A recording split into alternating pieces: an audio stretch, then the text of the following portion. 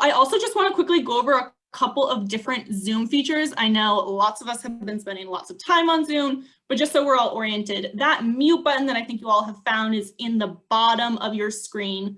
This is going to be super interactive, so I invite you to speak into the space, but just for right now, if you can stay on mute, that would be awesome. And let's see, there's also the start and stop video button at the bottom. You're welcome to join me with your video. It's great to see you. If not, that is totally cool. And I think that that's it for housekeeping. So my name is Ella Dorval Hall. I use she, her pronouns. I'm the capacity building specialist at Healthy Teen Network. And so Healthy Teen Network started actually as an organization in 1979 to support young people who are pregnant and parenting. So we have this longstanding history of supporting this group of young people. And it's great because we get to continue to do that sort of work through the Map to Success project. So during this workshop, my goal is for all of you guys to be able to summarize 2 findings from the Young Fathers assessments, to be able to identify one goal to increase engagement of young fathers, and to be able to say at least 2 action steps that will help you increase engagement of young fathers. And I see that things are, oh, that's Deb talking in the chat. Okay. So the Map to Success project, what is it? Map to Success was a 2-year project in Baltimore City that sought to better serve young parents and expected parents. And part of this project was focused on better serving young fathers. So young fathers being anybody under 25 who identifies as a father. And we really want to learn more about services available to young parents, young fathers specifically for this part of the project in Baltimore City. So many providers have services for young fathers, right? But sometimes we struggle to engage with young fathers or have tried and were unsuccessful. So we really simply needed to find out what are the needs of young fathers and what is currently available. And we accomplished this by interviewing both young fathers and service providers. And so I also want to mention that we did this last year before COVID. So I imagine if we were to do it again, the results would be really different, right? Because the needs are different. And so also just to keep in mind too, like I'm sure we're all thinking right now, like you're all thinking about the work you do with young fathers and maybe those barriers, but what we found was from pre-COVID. So in this workshop, we're going to share what we learned about in this project. And I'm not an expert at working with young fathers, but I'm really here to do my best to share what young fathers told us and try to bring their voices into this space, as well as bring all of your knowledge together here today. And I also really want to thank the young fathers who were willing to share their stories with us, often of oppression and struggle, as well as their stories of love for their children. So before we get into it all, I want to mention that this project was funded by the Office of Population Affairs, Maryland Department of Health, and the Baltimore City Health Department. And nothing we talk about in this workshop represents the views of these groups. However, this workshop was made possible by all of them, and the project was made possible by all of them. So I want to thank all of them so much. So Deb is going to go ahead and launch a poll for us because I want to get to know all of you. So Deb is going to launch the first poll, and let me know when that's up because I don't think that I can see it come up on my screen. It is launched.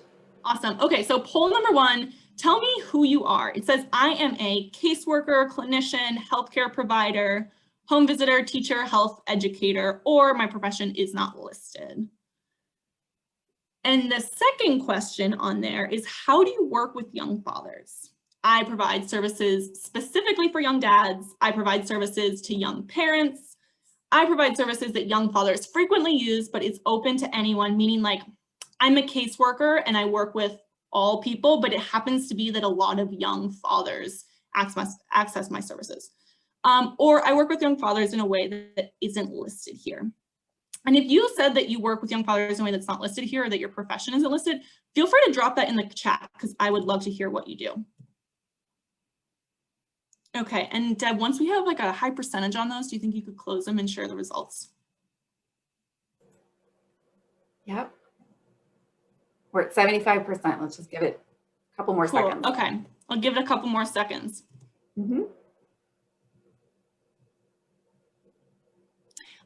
Samantha is a CPS investigator, and sometimes I engage with young parents. Cool.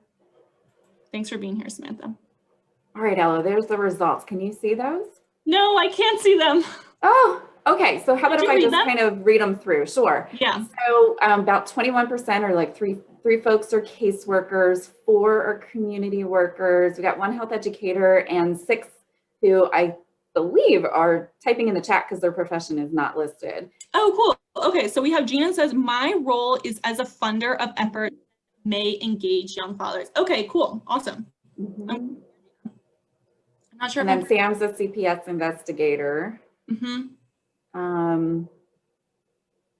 Hopefully folks will put some more in there. Well, sorry, go ahead. Do you want to go through the second question? Sure.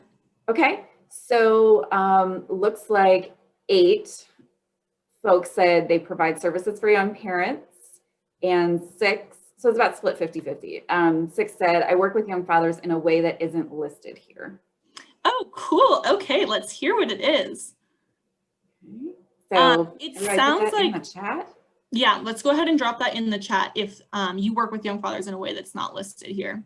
You got it. Director of Community Programming, Christine is the program administrator. It seems like we have people who do lots of different things and engage with fathers in lots of different ways. So I'm really excited to hear what you all have to bring to this workshop. Okay, so let's go ahead and learn a little bit more about what it is like for you working with young fathers. So I'm going to ask, can everybody see my screen okay? If you can just give me a thumbs up, we can. Okay, cool. So if you can go to the top of your screen, and if you like run your mouse up into the top of your screen, it says view options. If you click on view options and then go to annotate, a bar will appear there. And then if you can choose the stamp button, should be a check and says stamp underneath it, and choose the heart or the green check. And go ahead and stamp in the quadrant that you feel like best fits your situation. So we work with a lot of young fathers and it's easy to recruit and retain their participation. Or there are a few young fathers who have been committed to our programs or services. It's really difficult for us to recruit and retain young fathers' participation, or we can't seem to get any young fathers to participate in our programs. Awesome. If you're on a cell phone and you're not able to do annotation, you're also welcome to drop into the chat. You're welcome to drop into the chat the number that's associated with the statement that you feel like fits your situation.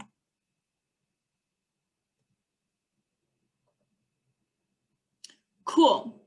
Awesome. So I am seeing that we have a mix here.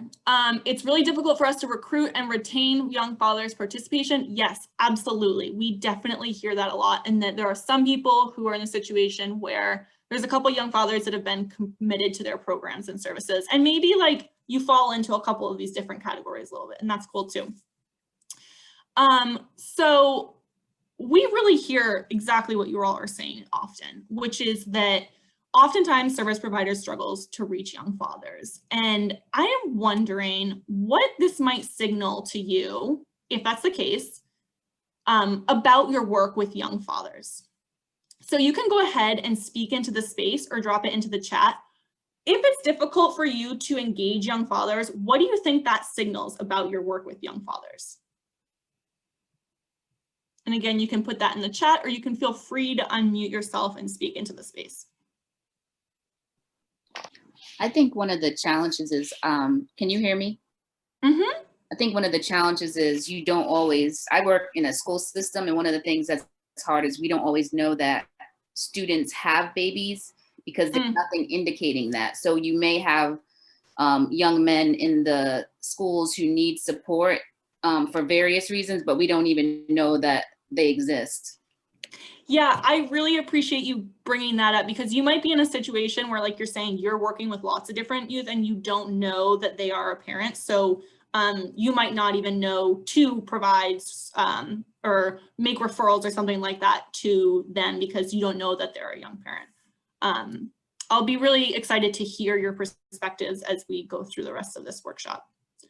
I see Christine said, maybe it's an indication that we need to try other approaches. Yeah, absolutely. So I think that oftentimes if we're having a hard time engaging the population that we're trying to reach, it could indicate that we need to better understand the needs of the group that we're serving, right?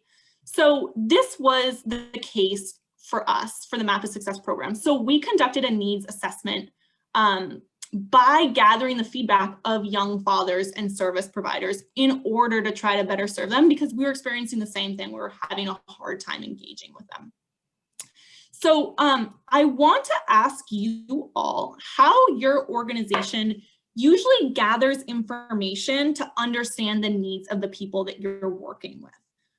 So like, do you have feedback forms? How are you gathering feedback from the people you're working with? And, you know, if you have an example of feedback that you've gotten and then how you've made a change, we'd welcome you to hear it.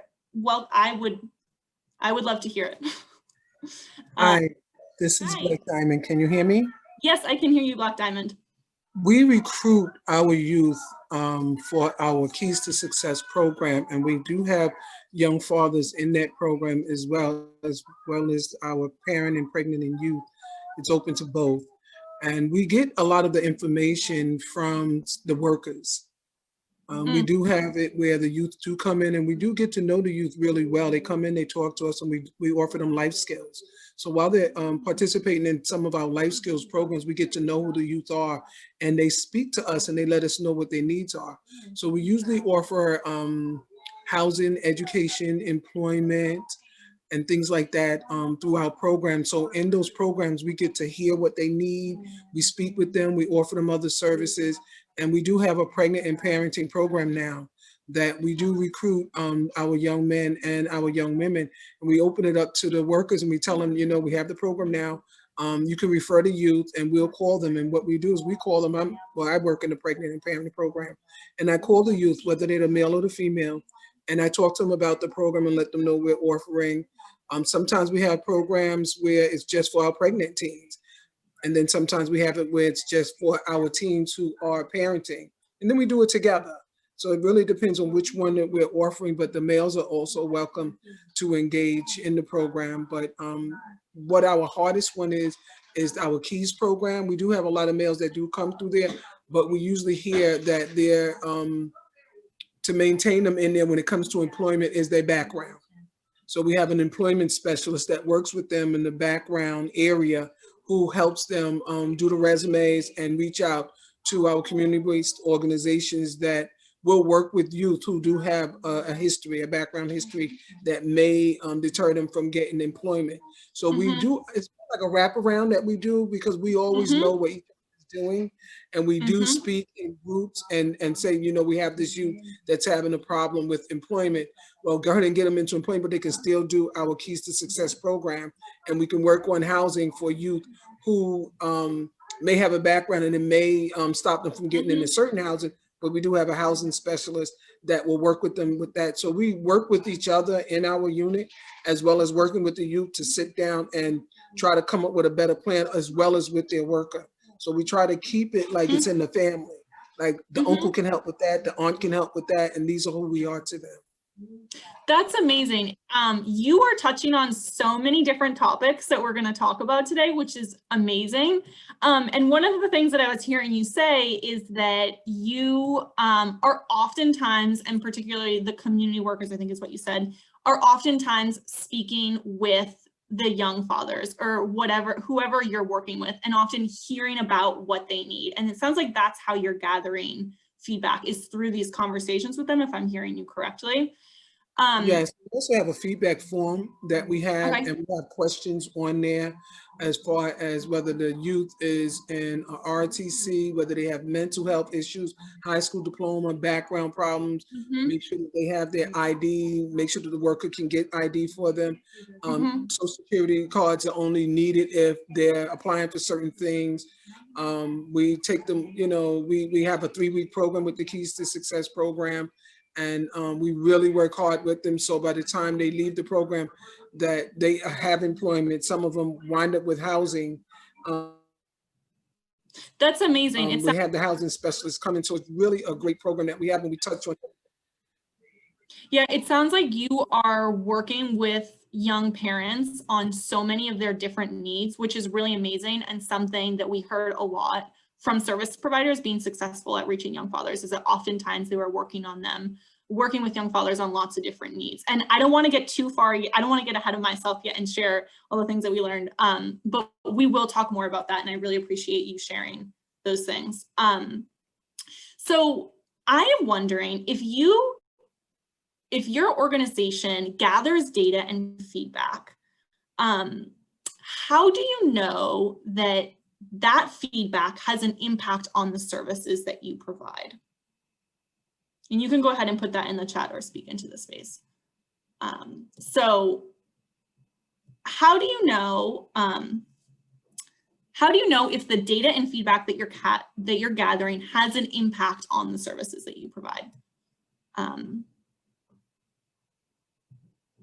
So I'm wondering, like, is there a feedback form where all the data is collected and then you all meet like quarterly to look at that feedback and then make changes? Or were there examples where you said, young fathers were saying that they really needed these incentives, and then we saw that we started to provide those incentives? So are there ways that you feel like that the feedback you are getting has an impact on how you're serving the young parents?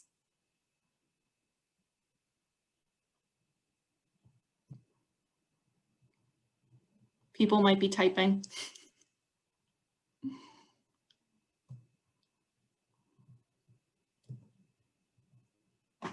It also might be that it's really difficult to tell. And again, brings us back to why we're collecting data and we're getting feedback, because oftentimes we don't have systems to collect feedback. And sometimes that is part of the reason that it can be hard to work with, to reach the population that we're trying to serve. So I'm now going to share some of the findings from the Young Fathers Assessment. Deb, do you think that you could clear the annotations for me? Okay. So as I share these findings, I want to keep in mind that this is what we found in Baltimore City, and the needs of young fathers might be a little different in the community that you work in. And that's like part of the whole point, right, of understanding the needs of the specific community and people who you are working with. But I'm wondering if we could use that annotation tool again, which is at the top of your screen under View Options and Annotate, to mark on this spectrum where you feel like your organization falls. So at my organization, services are only available for moms. Or on the other side, services are available to any gender. So go ahead and mark on the spectrum there where you feel like you fit. Okay. I'm seeing a bit of a mix so far. That's great. Okay, so I'm seeing that it seems like some people's services are available to any gender, and then also we're having some people fall toward that spectrum of services are only available for moms. Okay, what about this statement? Generally, in the field, emphasis is placed on the health of the child being tied to the health of the mother. So on one end of the spectrum, and on the other end, we have emphasis is placed on the health of the child being tied to the health of both parents. All right, I am seeing lots of people placing their stamps toward the left. We got somebody on the right. Cool, that's great. Okay, and the last one. Generally, when working in the field, young fathers are absent and uninterested in parenting.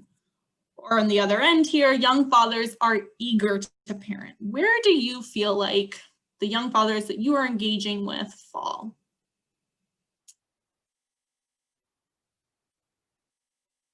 All right, again, seeing a bit of a diversity here. I'm definitely seeing some young fathers that are eager to parent.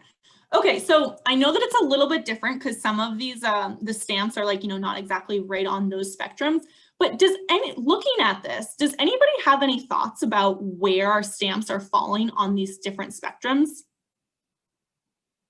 You can go ahead and speak into the space or add it in the chat.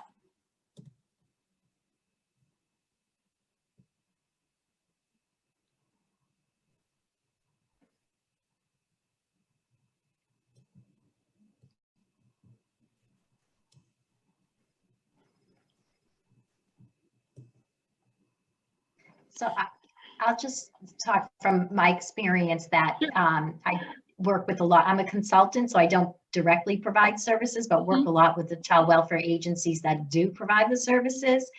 And, my experience is that moms are really the gatekeepers to the fathers, right, into that information.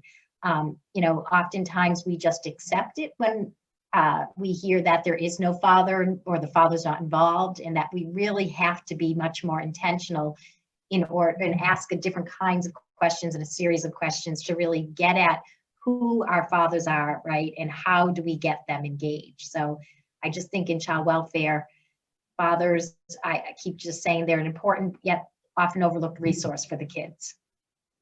Yeah, absolutely. Thank you so much for sharing that, Lori. It sounds like I'm hearing that oftentimes you're working with mothers and that there's this general like, the father isn't available, the father isn't part of this. And it sounds like you're encouraging us to ask more questions about where the fathers are. So when we talk to service providers, Deb, you can go ahead and clear these annotations. If I can switch my slide. So when we talk to service providers, they said that it was uncommon for services to be offered to a single gender, and that more services are available in appearance for moms than for dads. In general, they service you the same regardless of if you're a mom or a dad. And when we ask organizations about the value that they place on serving young fathers relative to mothers, they frequently said that there needs to be more of an emphasis on the father because they often get pushed out at the early childhood stage. So I think that that's what Lori might be talking about a little bit as well, is that there's often this emphasis on the mothers and that sometimes young fathers are getting pushed out of the picture a little bit. And I saw on the spectrum, it was definitely varying, but there were some folks who were saying like, yeah, it feels like there's generally this pretty big emphasis in the field that the health of the child is really tied to the health of the mother. And I also did see people saying the health, that it's framed as the health of the child being tied to the health of both parents. So when we talk to young fathers about their experiences accessing services, it was apparent that they really felt that getting pushed out that the service providers spoke about. So for example, they described being excluded as fathers and felt that services were more widely available to mothers than to fathers. So one young father we interviewed described not being treated with respect when they went to WIC or SNAP. They said they just automatically are like, just get her mom. And when this young father described what they could have done to be more helpful, he said, actually insisted me instead of having me hunt down their mom. WIC and SNAP always give me all the resources my children need. They just refuse to help me without the mom. And another young father said, I just want the same opportunity that she got. And when we asked young fathers about how they felt about their role as a father, overwhelmingly, they described wanting to be more involved in their child's life. Several young fathers described that they already felt prepared actually for fatherhood and said that this was a reason that they didn't access parenting services. And many young fathers spoke about how proud they felt about their role as a father. While they also described many barriers to parenting, generally the young fathers were eager to parent. And this is consistent with bodies of research. So it becomes apparent here that there's this discrepancy between the positive attitudes that young fathers have about parenting And then the negative stereotypes about absent fathers among service providers and the general community. And I know that everybody's answers fell a little bit differently on that spectrum there, that they felt like some of the young fathers they engaged with were really eager to parent. And then there was definitely a mix where they felt like some of the young fathers they work with really weren't eager to parent. But, you know, for example, some of the stigma that they felt from the community was that one of the young fathers described an encounter with an employer where the employer said to them, "It's such a rarity to see young men involved in their children's lives." But I'll like look at them and be like, "You obviously haven't really walked around Baltimore. Most kids normally are sometimes with their dads." So it was really apparent in the interviews that the young fathers felt that pushing out that the service providers talked about within parenting services, and then also really experienced larger stigma in the general community. So I'm wondering, what might your organization need to change in order to have more positive attitude toward young fathers? And it also sounded like some of y'all have super positive attitudes towards young fathers, and that's awesome. I'd love to hear what you all do to encourage positive attitudes toward young fathers. I'm going to open up my chat here again. So you're welcome to drop that in the chat, or you're welcome to share out loud. I also encourage you to take a moment with a pen and paper and just write down, like, what could I do or what could my organization do to have a more positive attitude toward young fathers?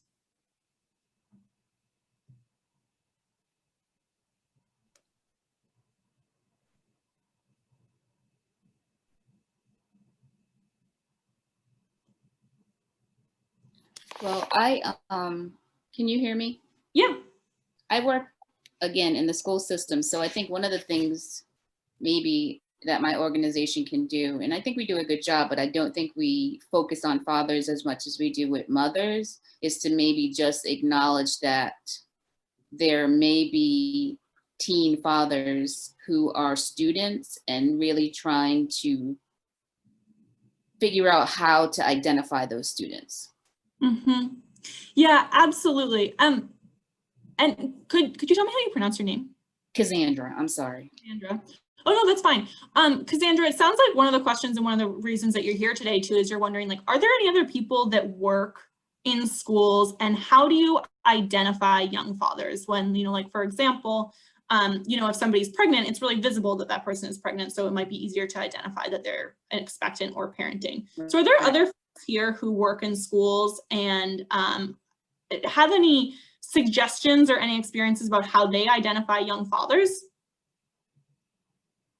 Christine said, intentionally direct resources toward programs that engage and serve young fathers. Yeah, absolutely. So like, if there isn't really much funding for serving young fathers, then it can definitely be difficult for those young fathers to like feel like they're being invested in. And it can be hard to recognize. Oftentimes, you know, money is associated with value. So if we're placing a lot of money on directing services toward young fathers, then maybe too, we as an organization would feel, you know, acknowledge of that being a really important part of our work. Okay, so I want to move on to the second thing. So it probably isn't surprising or a new concept to hear that service providers were more successful at engaging young fathers when there were more males or young fathers on staff. One organization that we interviewed distinctly found that when they had a male intern on staff, they had more young fathers accessing their programs than when that intern was not there. So I want you to go ahead and think about the staff at your current organization, or maybe at past job that you've worked at, or other people that you work with. And think about how many of the staff members are men and how many are people of other genders. Okay. We have that in our heads. Now, please let me know by looking at the participant list, which should be at the bottom of your screen. It should have like two little people icon and say participants underneath it. Click on that. And then at the bottom, there's a green check or a red X. Can you use the green check to tell me if the young fathers you work with struggle with employment? So it's hard for them to find jobs or find employment. Use a green check to tell me if that's the case for you. I'm seeing some green checks come in. You can also drop it in the chat. And I'm also just seeing somebody said in the chat, some young fathers don't want them to be identified. Yeah, I would also love to hear more about that too, because in that question that I was asking of how do we identify these young fathers, maybe they also don't want to be identified, or it doesn't feel comfortable to be identified at school. Okay, I'm seeing that 2 people. Okay, so it sounds like maybe employment might not be something that the young fathers you work with struggle with. What was really interesting for us is that when we were analyzing the interviews was that we were repeatedly hearing organizations say that they need to hire more relatable staff, so more men or more dads. And that one of the biggest challenges for the young fathers is employment. So it became apparent that there was both this need that young fathers have and that service providers have that could be filled by one another. You know, of course, this warrants more questions like, do young fathers want to do this work? What are the barriers at organizations to doing this? But it was really clear that young fathers needed jobs and that organizations wanted to hire more relatable staff. So I am wondering what might need to change at your organization to hire more relatable staff. You could take a minute to write down with a pen and a piece of paper your thoughts on this question.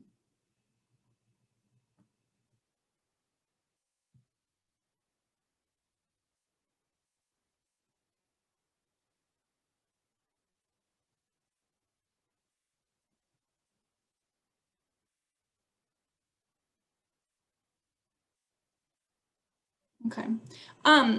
Is there anybody who would be willing to share with us what thoughts they had about this? You can go ahead and speak into the space, or you can put it in the chat.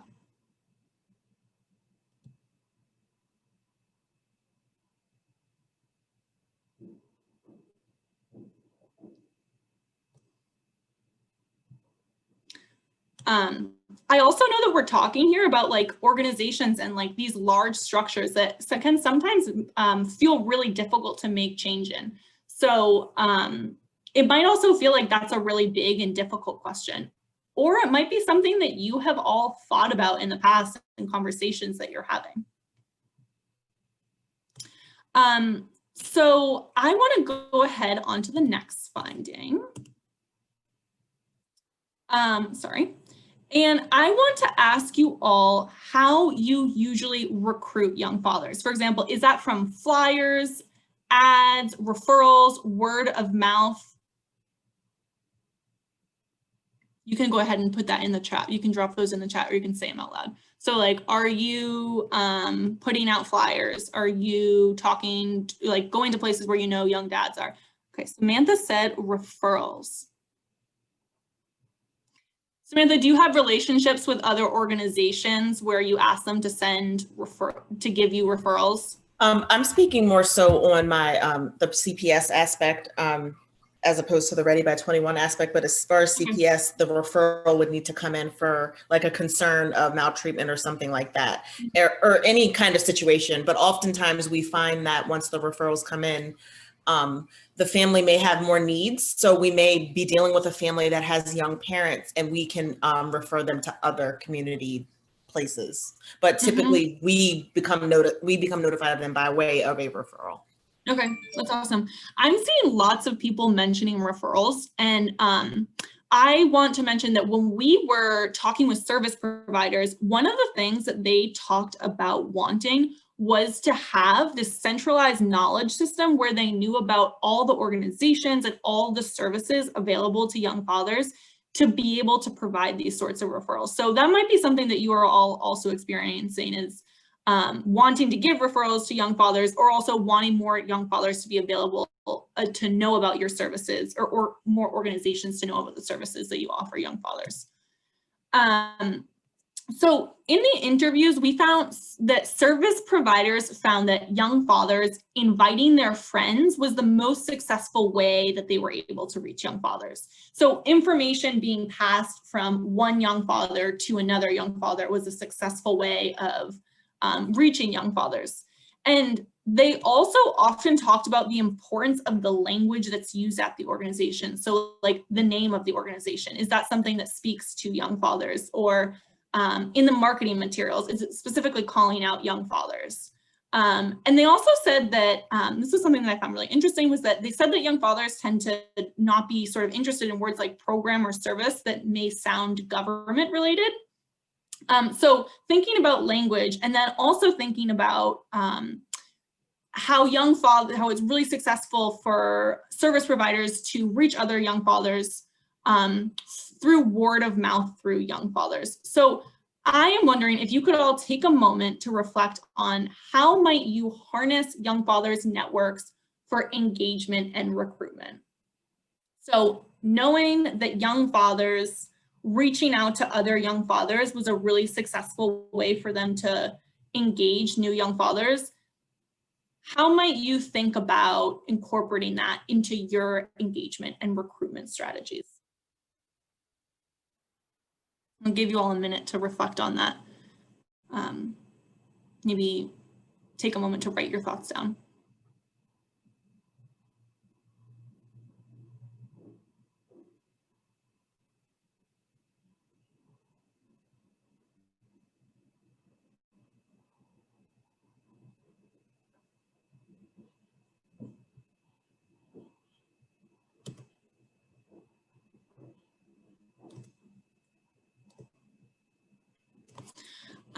Is there anybody who would be willing to share their thoughts about this question? Deb says, ask the young fathers to tell 3 friends. I like that idea. Having a young father fair like a health fair and providing incentives.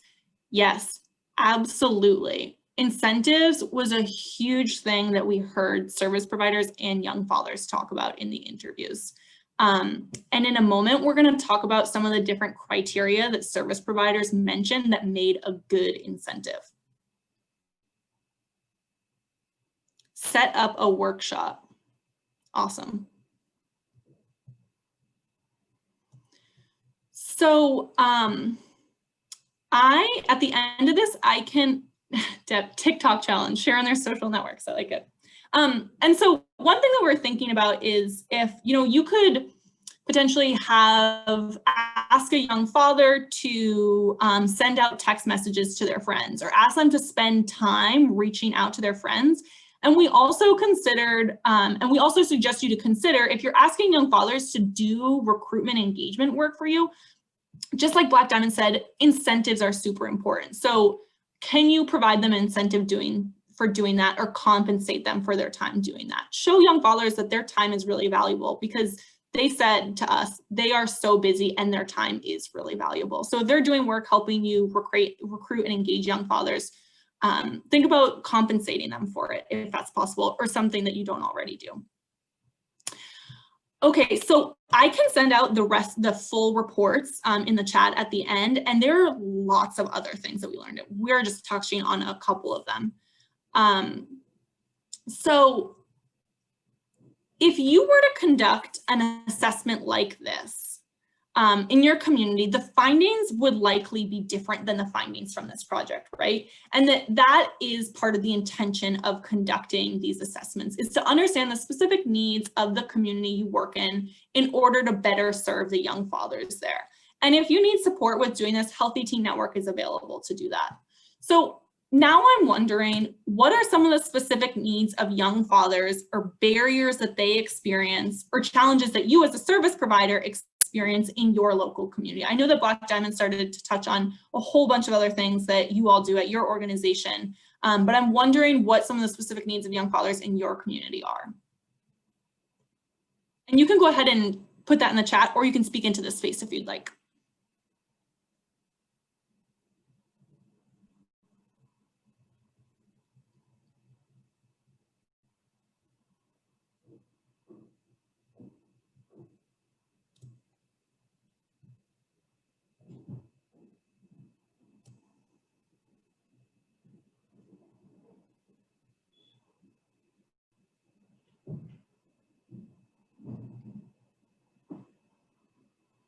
Hours of operation. often only available 9 to 5 when young fathers might be working or taking classes. Yeah, absolutely. This was something that young fathers talked about in the interviews, was that they are super busy and have a lot going on. So it could be difficult for them to reach programs or services because their schedule doesn't align with it. Yeah, absolutely. So I'm gonna go ahead and drop something in the chat real quick. And that, if I can get to the chat, and this is a list of recommendations that we have. Give me just one second here, sorry. So this list of recommendations is a more condensed version of a bunch of the things that we learned in the report. And I'm sharing it with you in the chat because I think that it might be a little bit difficult for you to be able to see this. The text is probably a little bit small. So you can see here, like we were talking about, some of the incentives, they talked about the criteria for it being 1, that it values the limited time that fathers have. 2, it shows a clear outcome. 3 is relatable, and 4 fits an unmet need. Some of the other things that we talked about, and I think that Black Diamond was absolutely touching on this, was meet the needs of the whole person in order to meet the needs of the young father. So you're working with, if your goal is to help young father, if our goal is to help young fathers be more involved in their child's life, it might mean that they need stable housing in order to do that. Or it might mean that they need employment in order to do that. So being able to address the whole needs of the person enables them to be able to be more involved in their child's life.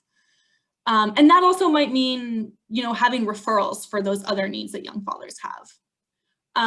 Another thing that we found in Baltimore that young fathers were saying is that they want spaces and supports for Black fathers to process and address the barriers that they experience in Baltimore.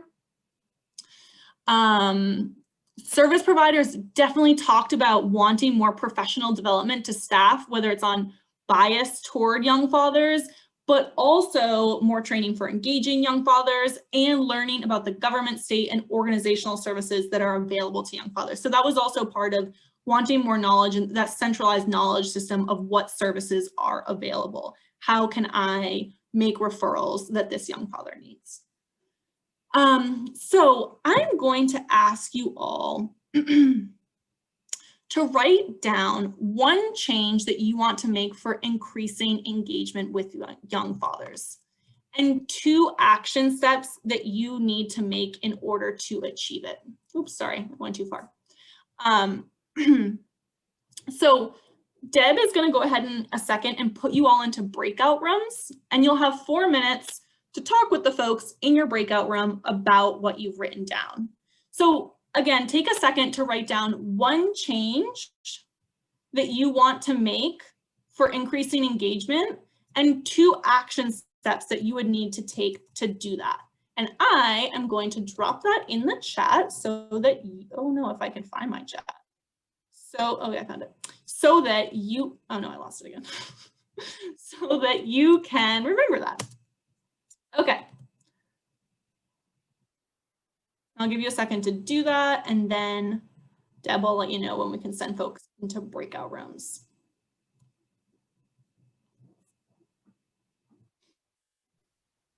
Okay, are we ready? Let's do it. All right. See you in the breakout rooms, everybody. I think identifying. I actually work in the school system, and I actually am like a caseworker for the Judy Center. Oh, and okay. What we do, a lot of our programs, of course, are targeted towards our young moms. Not by choice, but those are just because we are definitely looking for the child. We're looking for that parent that is either with child or, that tends to be with the young child, which is always the mother. But we have always had some parenting challenges when it comes to identifying those young fathers. However, I did participate in, what was it? Oh my goodness, it leaves my mind right now. Parent cafes. Yes. We've done parent cafes in the past, and I want to say actually we had a group at the local high school that was targeted primarily to young parents. And those young parents, they came on, and I say out of the group, it was a nice little group that we had. And, you know, we were thankful for the one dad that was there, but he was very engaged. He would always have his little one there. So, you know, we were very thankful for him. And, you know, he came on his end of his junior year. So for his junior and senior, we were able to help him and help him go on to college and, you know, go off to other things. But it's very hard. It's very hard to not only recruit, but to retain the dads. Well, the other thing I was thinking was in the schools, if their child's father is older or out of school, you aren't going to see them. And so it really is incumbent on the mom to connect you so that they can get the services that they deserve. Exactly. Yeah, absolutely, Wendy. Thank you for sharing that. And it sounds like part of what you're sharing is that oftentimes we may be reaching young fathers through the mothers. And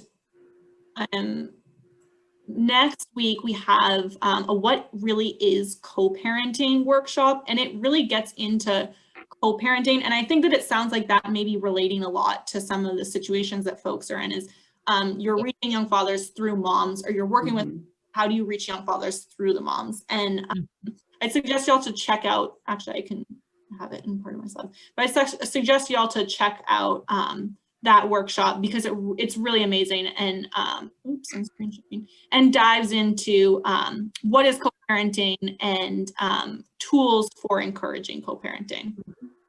So I know that we're running a little bit low on time. Is there, and I want to share the last activity that we have. And I also see that somebody just dropped something in the chat. Says, Black Diamond says, some of the fathers are not in care, so you would need to meet them where they're at. Also introducing them to a vision board may be more engaging, because they may need to see the vision rather than hear the vision. It should absolutely be their vision. Yeah, thank you so much. I really appreciate you saying that. So before we wrap up here, I want to ask you all, what do you need to do? What would you need to do next in order to conduct an assessment like this? Take a moment and write down, who would you need to talk to next, and how would this assessment benefit your organization? And ultimately, the young fathers that you're serving, right?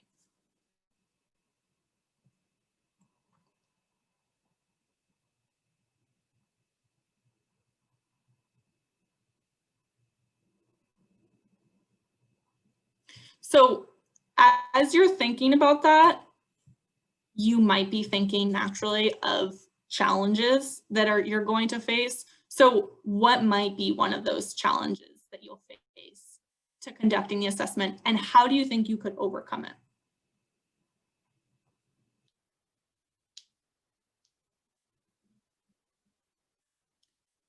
Is there anybody that wants to share their thoughts about these questions? You can go ahead and unmute yourself or drop it in the chat.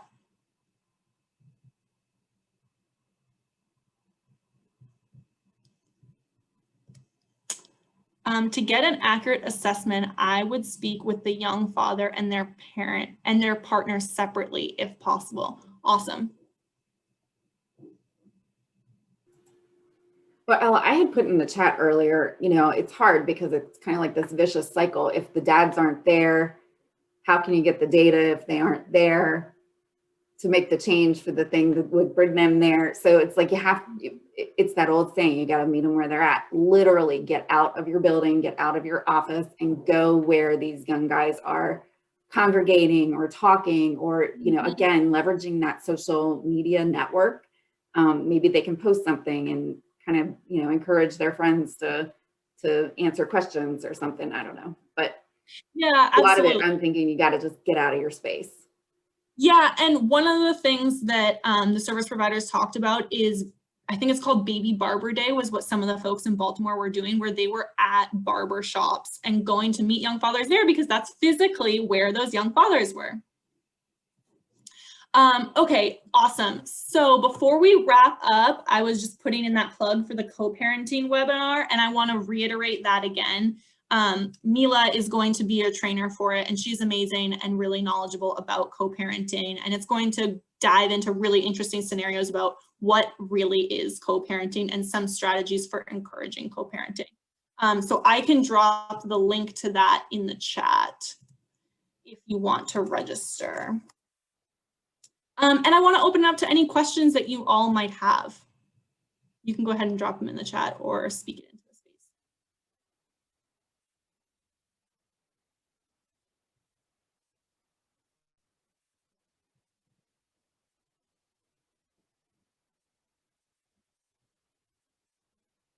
I can also put the reports in the chat in case you all want to do some light reading over the holiday breaks. It's not super light reading. Go ahead, Deb. It is sort of. They're not like super long. Thank you, Samantha. Thank you, Christine. I'm going to drop these in the chat. Oh, and the other thing is in the reports, we actually provide the assessment tools that we use. So if you wanted to replicate this, this is something that you're interested in, go ahead and take a look at the tools, our process. We had to go through IRB, but maybe you don't have to go through something quite as rigorous. If you have questions, you can contact us. We'll support you in any way that we can. Yeah, thank you, Deb. And so we have in the reports are all the questions that we use too, like Deb is saying. So there's lots of tools in there if conducting a needs assessment is something that you'd be interested in doing. Well, if folks don't have any questions, thank you so much for being here. Thank you so much for sharing your thoughts. I really appreciate hearing all of your expertise and your experience. And I hope that you all join Mila next week to talk about co-parenting.